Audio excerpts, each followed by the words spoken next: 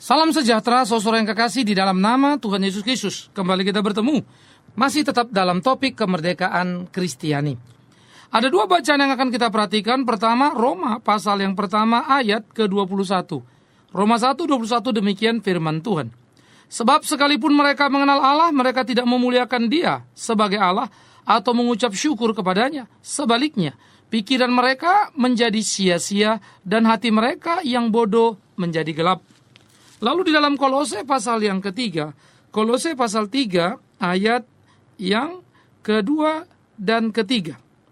Pikirkanlah perkara yang di atas bukan yang di bumi, sebab kamu telah mati dan hidupmu tersembunyi bersama dengan Kristus di dalam Allah.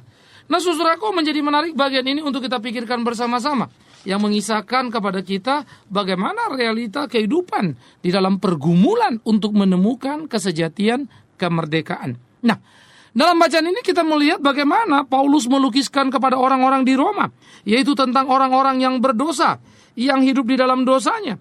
Tetapi mereka adalah jenis orang fasik, bukan orang kafir. Bedanya, kalau kafir adalah orang tidak mengenal Allah sama sekali, tetapi orang-orang fasik adalah orang-orang yang mengenal Allah dalam tanda petik, ya, tahu atau aktivitasnya Allah, tetapi sesungguhnya mereka jauh dari Allah. Ya, kalau dalam Alkitab mungkin contoh paling gampang orang-orang Farisi jadi apa? Itu orang fasik sudah. Mereka tahu semua isi Taurat tapi mereka menyalibkan Yesus, kan begitu. Ya. Nah, bagaimana realita kehidupan orang-orang fasik ini kan menjadi sangat menyedihkan. Nah, mereka adalah orang-orang yang ada di dalam lingkungan ibadah. Mereka adalah orang-orang yang aktif bersama-sama. Menyanyi, mereka menyanyi. Berdoa, mereka berdoa. Persembahan, mereka persembahan. Aktif, mereka aktif. Tetapi dikatakan, sekalipun di dalam segala kegiatan-kegiatan aktivitas mereka, dikatakan oleh Paulus, sekalipun mereka mengenal Allah.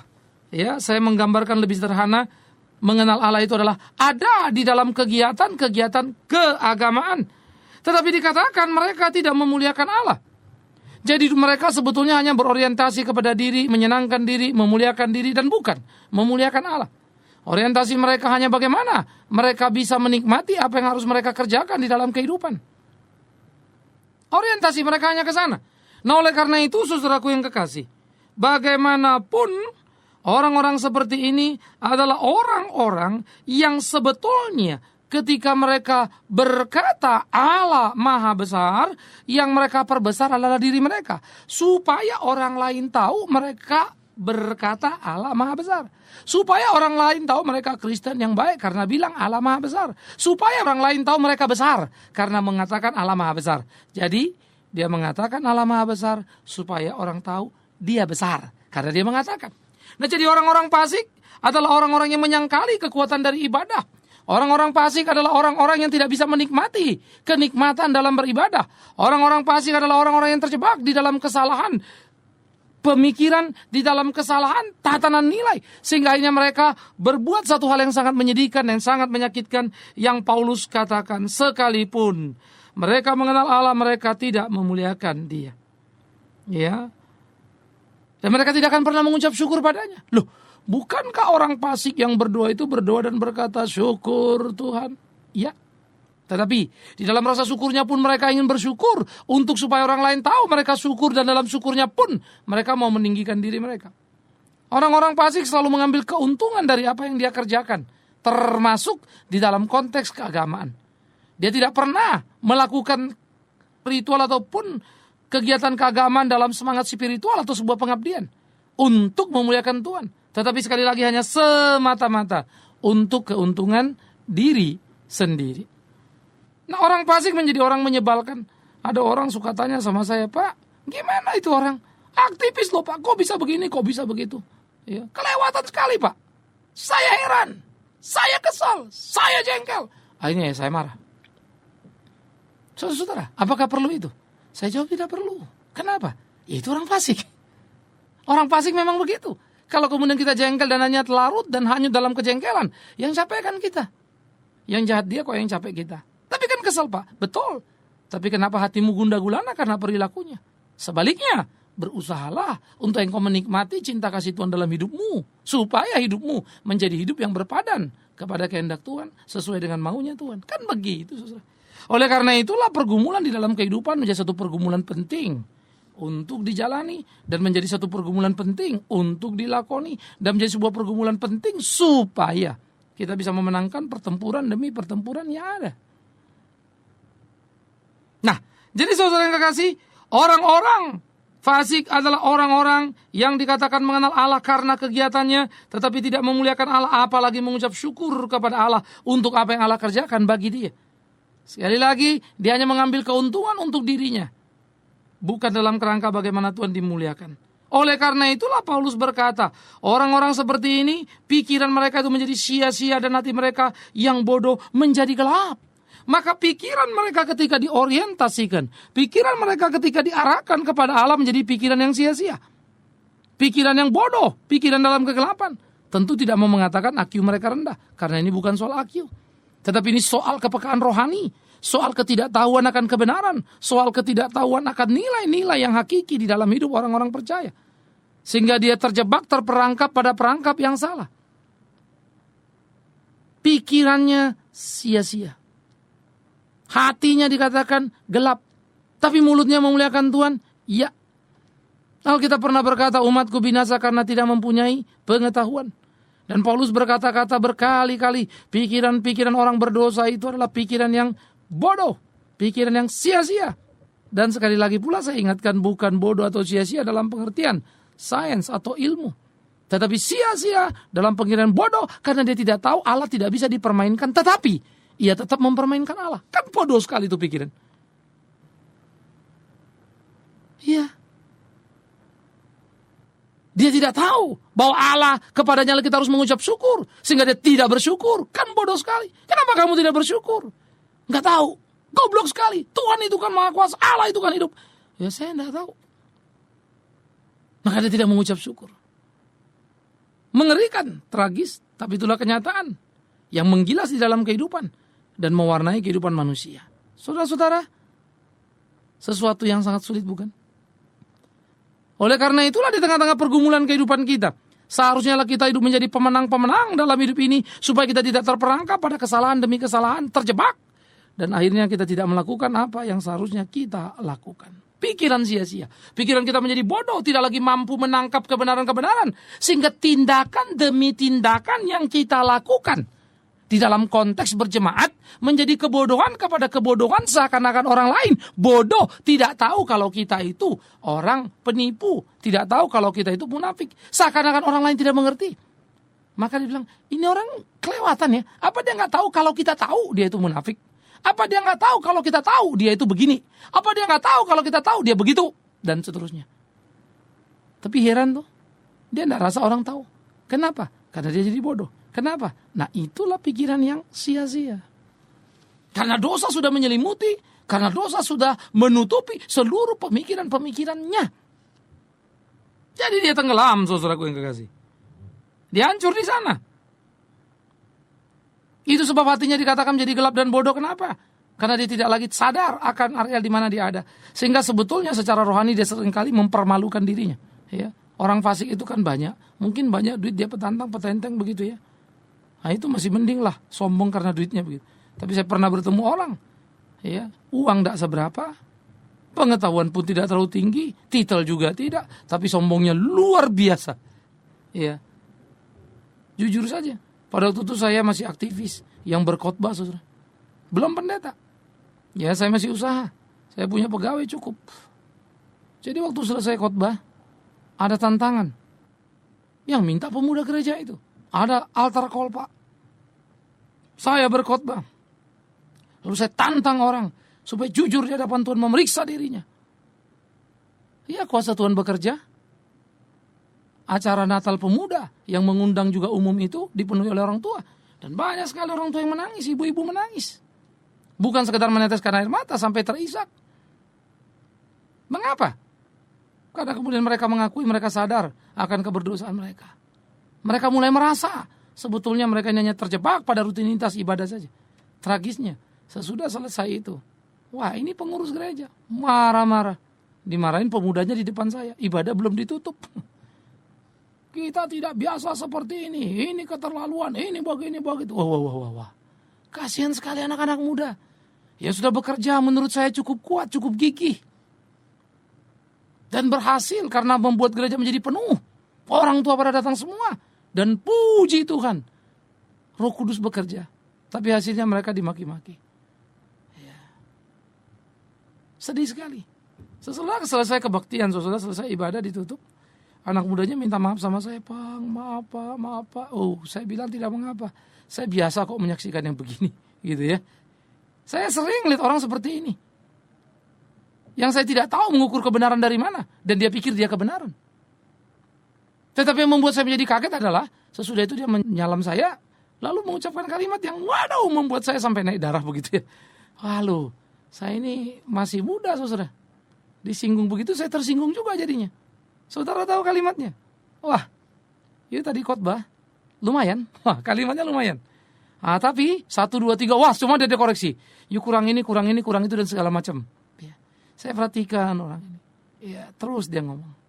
Sudah tua. Mestinya bijaksana, tapi ya enggak.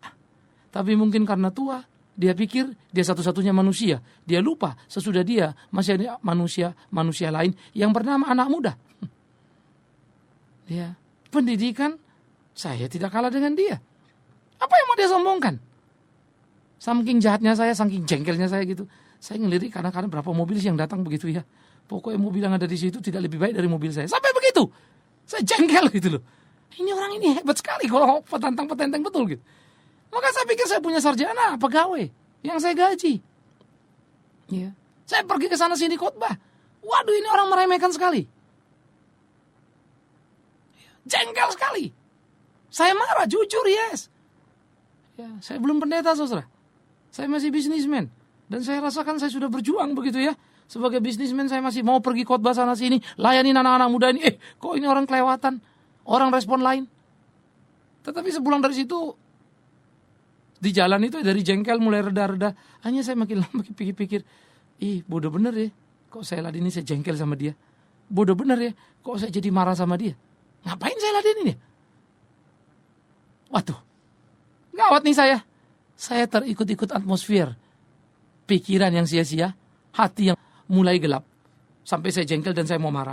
Padahal saya habis khotbah. Dan khotbah itu Tuhan pakai untuk memberkati banyak orang. Artinya Tuhan pakai saya. Lalu kenapa mendadak saya jadi seperti ini?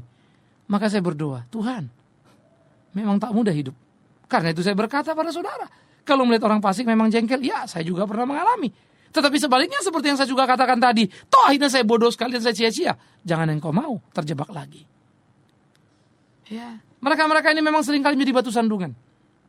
Tapi Tuhan tidak memberi ruang kepada kita untuk menghakimi. Itulah susahnya. Jadi jangan hakimi, biar Tuhan urusan dengan dia. Tetapi tunjukkanlah keeleganan pikiranmu sebagai seorang anak Tuhan. Seperti apa yang dikatakan oleh Paulus juga kepada orang-orang di Kolose. Yaitu apa? Janganlah engkau pikirkan perkara yang di bumi ini, tapi pikirkanlah perkara yang di atas. Karena kita telah mati dan hidup tersembunyi bersama dengan Kristus di dalam Allah. Artinya keterikatan kita, kebersamaan dengan kita, dengan Kristus. Sehingga Kristus menjadi representasi kepada surga yang mulia. Untuk kita masuk surga. Ia membawa kita. Sehingga Allah mengenali kita karena iman kita kepada Yesus Kristus itu. Nah sekarang jangan berpikir bodoh dengan meladeni orang-orang fasik ini. Jangan berpikir bodoh dengan termakan oleh sikap mereka. Sehingga hati kita menjadi meledak-ledak dan amarah. Ingin tumpah. Karena kalau itu yang terjadi, bukankah kita juga yang rugi? Bukankah kita juga yang kehilangan cinta, kasih, kesempatan yang indah yang Tuhan berikan? Saudara-saudara, hidup ini sangat nyata. Tak bisa dimanipulasi. Anda boleh bersaksi 1000 kali kesaksian. Mulut boleh berkisah tentang kehebatan dan pelayanan.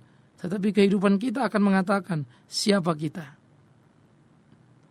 Karena itulah, menemukan kesejatian di dalam kemerdekaan Kristiani. Supaya kita memiliki pikiran-pikiran yang utuh dan kuat. Untuk menghadapi hal-hal di dalam kehidupan. Sehingga kita tidak terjebak pada pikiran-pikiran orang fasik yang mendatangkan kemarahan. Lalu kita marah. Hanya kita jatuh dari sisi yang berbeda. Kita lupa bahwa kita cuma pelayan Tuhan dan melayani Tuhan, bukan? Kita lupa. Seharusnya diskusi kita adalah bagaimana menceritakan kebenaran. Anjing menggonggong kafilah berlalu. Kan begitu pepatahnya. Maka biar orang fasik dengan segala kefasikannya, Tuhan menjadi lawannya. Panggilan kita hanya menyatakan kebenaran Tuhan. Semoga di antara orang fasik itu ada yang boleh mengenal Tuhan. Wow. Itu mimpi kita. Itulah doa kita. Jadi mari kita berpikiran jernih. Maka orang yang mengalami kemerdekaan selalu mampu berpikir jernih tentang kebenaran. Dia tidak terjebak pada perangkap-perangkap kepalsuan. Itu penting. Berpikir jernih. Ya. Berpikir jernih dan sekali lagi berpikir jernih, bersih karena sudah dibersihkan oleh darah Kristus. Bersih karena sudah dibersihkan oleh cinta kasihnya itu. Sehingga kita berpikir jernih, tidak terjebak pada kefasikan. Tidak seperti orang fasik juga tentunya. Apakah kita cukup berpikir jernih? Tidak juga. Kita mesti berpikir ke depan, kepada kekekalan. Ke depan bukan saja masa depan, tidak. Saya bicara ke depan adalah kepada kekekalan. Dari sementara meneropong pada kekekalan. Pikiran kita mesti terikat ke sana. Dunia yang sementara ini memang tidak baik. Dunia yang sementara ini memang penuh kepalsuan. Tetapi kuasa kekekalan terikat pada diri kita kan. Nah itu loh. Maka kuasa kekekalan yang terikat pada diri kita, biar itu boleh menjadi sesuatu yang penting dalam hidup kita. Sehingga hidup kita menjadi hidup yang berkekuatan karena terikat kepada kekekalan sekalipun kita masih di dalam kesementaraan. Pikirkan perkara yang di surga, bukan yang di bumi. Maka pikiran harus tertuju, terikat kepada kekekalan sekalipun dalam kesementaraan. Dalam kesementaraan kita akan menuai kemenangan. Dalam kesementaraan kita akan menaikkan kumandang puji-pujian yang luar biasa.